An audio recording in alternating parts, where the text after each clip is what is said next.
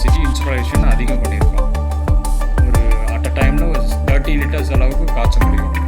So அதுதான் இப்போ நீங்கள் பார்த்துட்டு இருக்கீங்க. தேங்க்யூ நண்பர்களே.